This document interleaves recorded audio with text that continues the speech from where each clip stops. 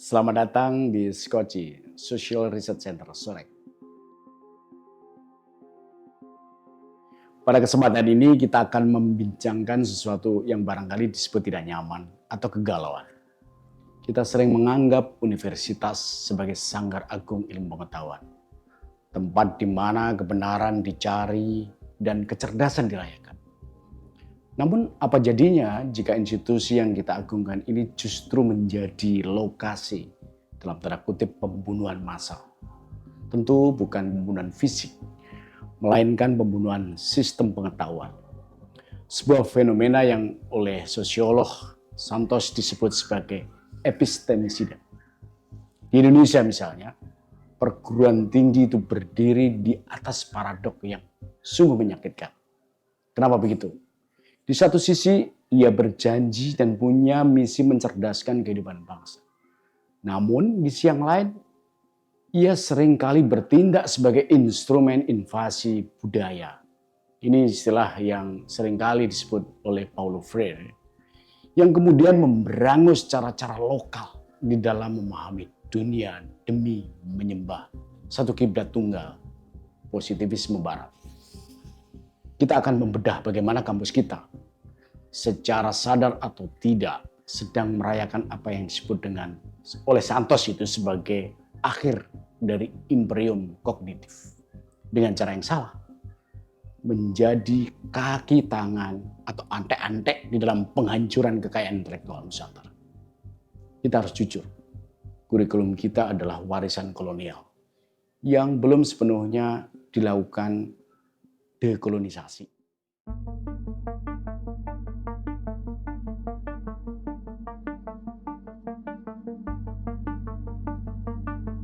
Epistemicida ini terjadi ketika perguruan tinggi menetapkan standar bahwa hanya pengetahuan yang lahir dari metodologi utara global yang dianggap sebagai valid dan ilmiah. Itu yang terus dipropagandakan. Santos mengingatkan kita bahwa tidak ada keadilan sosial global tanpa keadilan kognitif global. Namun kita lihat misalnya di ruang kelas yang terjadi adalah sebaliknya. Mari kita lihat faktanya. Ketika seorang mahasiswa sebagai subjek di dalam tradisi belajar mengajar meneliti tentang sistem navigasi nelayan Bugis atau cara masyarakat adat Papua mengelola hutan, mereka mengalami apa yang disebut dengan Miranda Fricker sebagai ketidakadilan epistemik atau kita sebut dengan epistemic injustice. Mereka itu sesungguhnya dirugikan secara spesifik dalam kapasitasnya sebagai pemberi pengetahuan. Karena prasangka metodologis kita, tentu konsekuensi logisnya tidak mudah. Inilah tantangan kita. Kearifan lokal itu dipaksa untuk membungkus temuan mereka dalam kerangka teori sosiologi atau mungkin disebut dengan ekologi barat. Jika tidak, penelitian itu dituduh atau dianggap tidak ilmiah. Inikah sebetulnya sesuatu yang ilmiah? Inilah pula yang disebut oleh Vandana Shiva sebagai monoculture of mind atau monokultur pikiran. Seperti halnya pertanian monokultur yang menghancurkan keanekaragaman hayati. Kita lihat misalnya pendidikan kita, itu kecenderungannya dipaksa untuk menghancurkan keanekaragaman pengetahuan demi satu model tunggal yang dianggap sebagai universal. Inilah satu hal yang sangat penting untuk kita pahami. Dalam perspektif Santos, kita mereduksi kearifan yang sudah bertahan ribuan tahun menjadi sekedar objek penelitian atau data mentah tanpa pernah mengakui mereka sebagai subjek yang setara untuk berdialog. Mengapa ini terus terjadi dan kita biarkan mereproduksi sesuatu bentuk penindasan pengetahuan? Karena universitas kita terjebak dalam apa yang oleh Henry Giro sebagai logika neoliberal yang kecenderungannya adalah menyerang pedagogi kritis. Pendidikan tinggi kita saat ini terjebak dalam tirani metrik. Ini yang sekarang menjadi tren.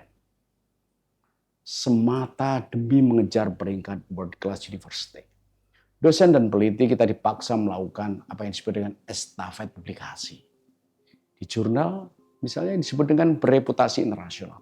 Masalahnya adalah jurnal-jurnal ini seringkali menjadi penjaga gerbang dari apa yang oleh Santos disebut sebagai epistemologi utara. Kita terjebak dalam apa yang dikhawatirkan oleh Ngugi wa Thiong'o dalam buku Decolonizing the Mind. Kita menulis tentang diri kita sendiri menggunakan bahasa orang lain untuk memuaskan standar orang lain. Dan akhirnya apa? Mengasingkan diri kita dari realitas itu sendiri. Ketercaburupan adalah keniscayaan. Akademisi kita akhirnya lebih sibuk memuaskan selera editor di luar negeri daripada menjawab persoalan masyarakat di samping pagar kampus. Kita mengejar citasi dan itu menjadi bagian dari gelombang yang diminati tapi kehilangan relevansi. Ini bentuk nyata dari pendidikan yang kehilangan daya resistensinya. Sebuah kondisi di mana kampus bukan lagi tempat perjuangan politik dan intelektual, melainkan sekedar, menurut Giro misalnya, sebagai instrumen administrasi semata. Inilah bentuk dari kehancuran. Lebih dari itu, epistemicida itu diperparah oleh apa yang oleh Paulo Freire sebut sebagai konsep pendidikan gaya bank. Mahasiswa diposisikan sebagai wadah yang kosong, yang siap diisi dengan deposito pengetahuan teknokratik agar siap pakai di pasar kerja. Ini ironi realitas yang terjadi. Dalam logika link and match misalnya yang selalu dipuji-puji itu, atau keterkaitan dunia pendidikan dan industri kerja, kurikulum berubah menjadi pasaran industri. Henry Giro lagi-lagi mengingatkan bahwa ketika pendidikan difokuskan sekaligus disusutkan dan dikerdilkan sekedar menjadi pelatihan kerja, kita sebenarnya sedang melenyapkan kapasitas mahasiswa untuk menjadi warga negara yang kritis. Ini realitas dan di depan mata dan selalu terjadi berulang-ulang. Pengetahuan yang tidak memiliki nilai pasar, sebutan yang menurut saya sangat congkak. Ya, seperti sastra, filsafat, sosiologi atau antropologi pedesaan seringkali mengalami peminggiran atau marginalisasi, bahkan cenderung disingkirkan, dieksklusi. Kita sedang mencetak tukang yang mahir mengoperasikan sistem pengetahuan orang lain, tetapi gagap menciptakan sistem pengetahuan sendiri. Ini adalah keberhasilan tertinggi dari epistemicida.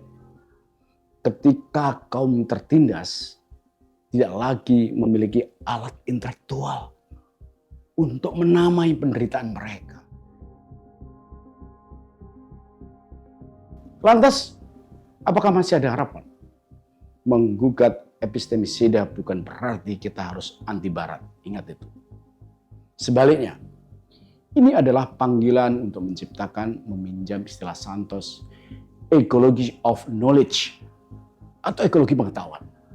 Sebuah kondisi di mana berbagai sistem pengetahuan kita hidup berdampingan secara setara, secara equal, dan bisa saling belajar. Perguruan tinggi harus berhenti menjadi agen pemusnah. Ini misi emansipasi yang sangat mulia. Kita butuh apa yang disebut dengan Giro sebagai pedagogi perlawanan. Kita butuh melakukan dekolonisasi kurikulum secara radikal. Karena ini adalah menyangkut masa depan manusia, menyangkut masa depan bangsa, masa depan masyarakat. Mengapa kurikulum ini butuh dilakukan dekolonisasi radikal yang berani mengakui bahwa teori dari kawasan pegunungan, Kendeng misalnya, Gunung Sewu, kawasan pesisir Maluku, atau belantara rimba suku Amume, ini memiliki derajat kebenaran yang sama pentingnya dengan teori dari Harvard atau Oxford misalnya untuk konteks kita di Indonesia. Ini keadilan pengetahuan sangat diperlukan dengan cara melakukan dekolonisasi. Jika universitas di Indonesia, berbagai universitas negeri atau swasta, institusi pendidikan itu tetap bangga menjadi pengekor tanpa berani menggali sumur pengetahuan sendiri, maka sebenarnya kita sedang merayakan apa yang oleh Tiong'o sebut sebagai penjajahan pikiran. Pendidikan harusnya menjadi praktek pembebasan. Sebuah proses di mana manusia belajar untuk bertindak secara kritis terhadap realitas mereka untuk mengubah dunia. Ini yang Freire tegaskan berulang-ulang untuk mengingatkan kepada kita arena dan orientasi pembebasan. Sudah saatnya kita berhenti menjadi kaki tangan dalam pembunuhan pengetahuan kita sendiri. Mari kita mulai berpikir kembali dari rumah sendiri agar kita punya makna pembebasan, dan itu adalah perjuangan kemanusiaan.